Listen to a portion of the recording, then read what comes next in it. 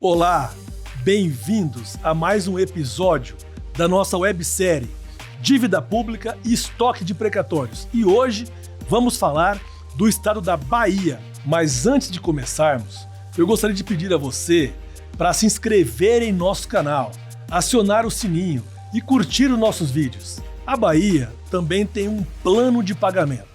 Esse plano de pagamento você encontra informações no site do TJ da Bahia, que, aliás, é um site que merece elogio. Tem muitas informações ali, detalhadas. Não escondem nada.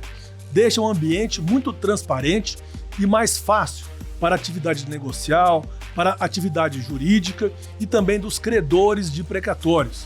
E foi lá, nessa fonte, que nós pegamos algumas informações que eu vou passar para vocês aqui de forma detalhada e algumas resumidas. Conforme o TJ Bahia, nós temos um estoque de 7 bilhões e 700 milhões de precatórios, ou seja, isso é dívida de precatórios desse estado.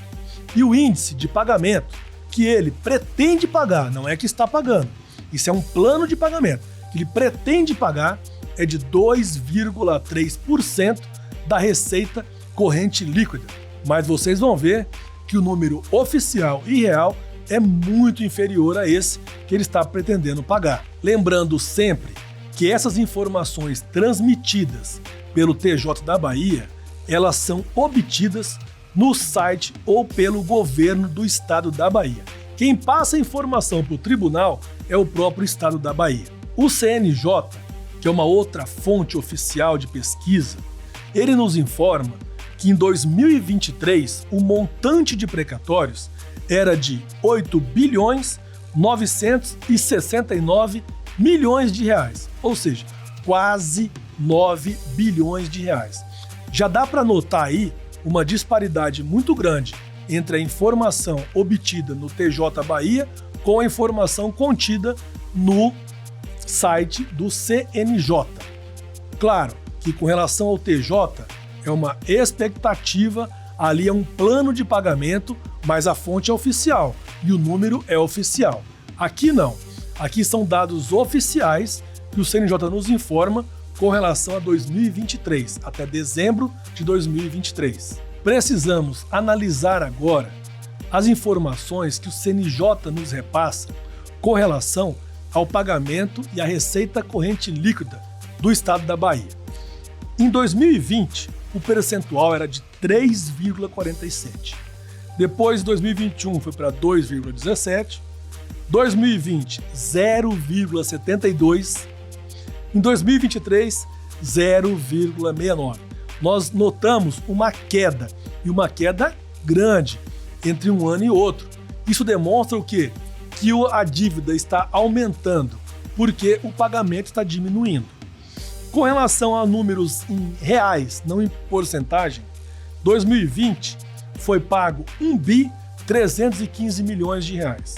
Em 2021, o valor foi de 987 milhões de reais. 2022, 400 milhões de reais. Olha a queda livre aí. Em 2023, foi para 394 milhões de reais. E agora, em 2024, se continuar assim, quase que não vai ter pagamento.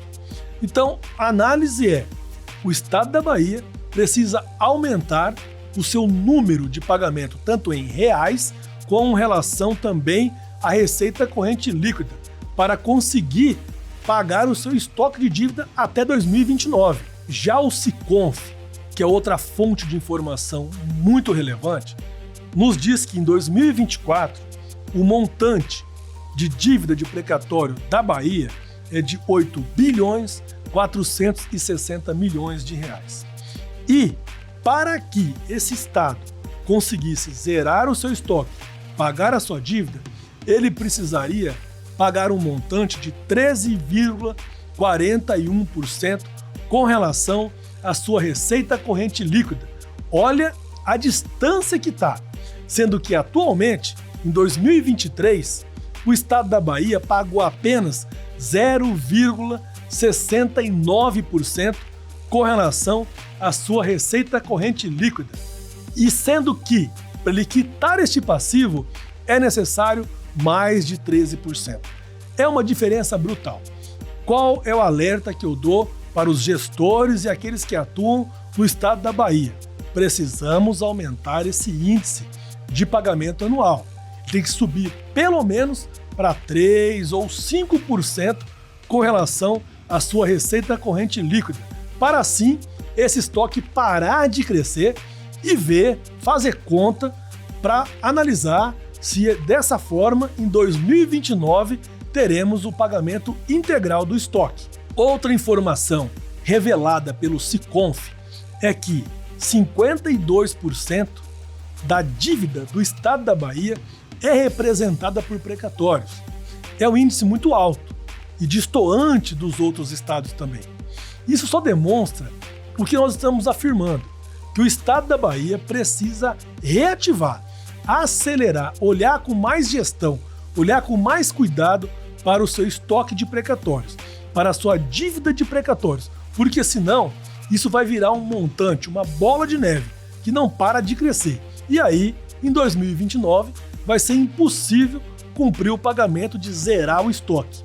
Estado da Bahia, atenção, é necessário aumentar a partir deste ano de 2024 esse volume de pagamento. O seu pagamento só vem reduzindo. Nós olhamos que de 1 bilhão e pouco caiu para 300 e poucos milhões. É uma redução muito grande, como não vimos até agora em nenhum outro estado. E o mesmo número decrescente, a mesma ladeira abaixo, como se diz, está ocorrendo também com o índice de percentual com relação dívida e receita. Só tem diminuído, sendo que hoje, para você quitar a sua dívida, era necessário um percentual de no mínimo 13% com relação à sua receita corrente líquida.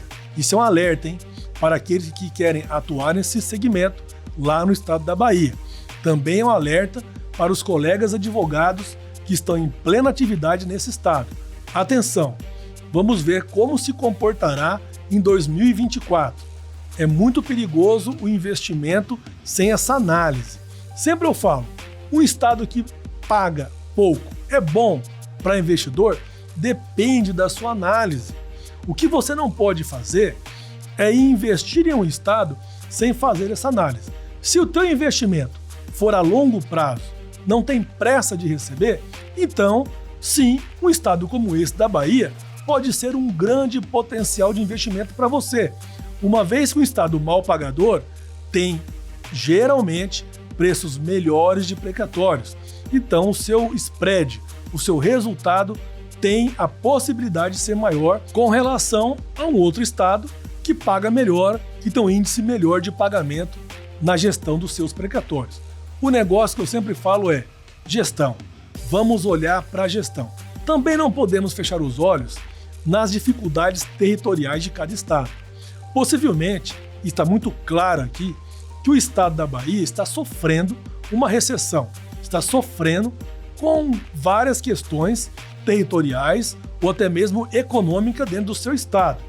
Por isso, o governo federal também podia fazer algumas iniciativas para aqueles estados que têm dificuldade de pagamento ou para aqueles estados que não têm recurso suficiente para cumprir com seus pagamentos e mesmo assim continuam aumentando a sua dívida. Porque isso não é bom para ninguém. Não é bom para o governo federal e nem é bom para outros estados. Nós não podemos isolar aqueles estados maus pagadores e dizer, olha, não vamos chegar perto, não vamos atuar com esses estados. Negativo. Todos os estados, todos os municípios são bons de atuação, a depender do seu plano de investimento, a depender da sua estratégia de investimento.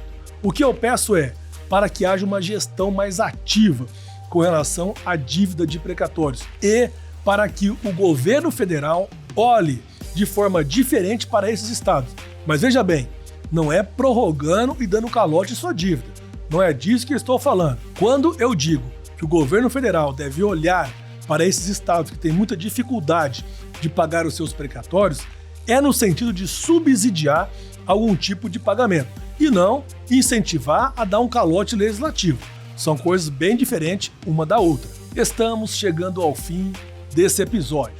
Mas antes disso, lembra de se inscrever em nosso canal, acionar o sininho e curtir os nossos vídeos. Muito obrigado por nos acompanhar em mais este episódio e nos vemos nos próximos vídeos.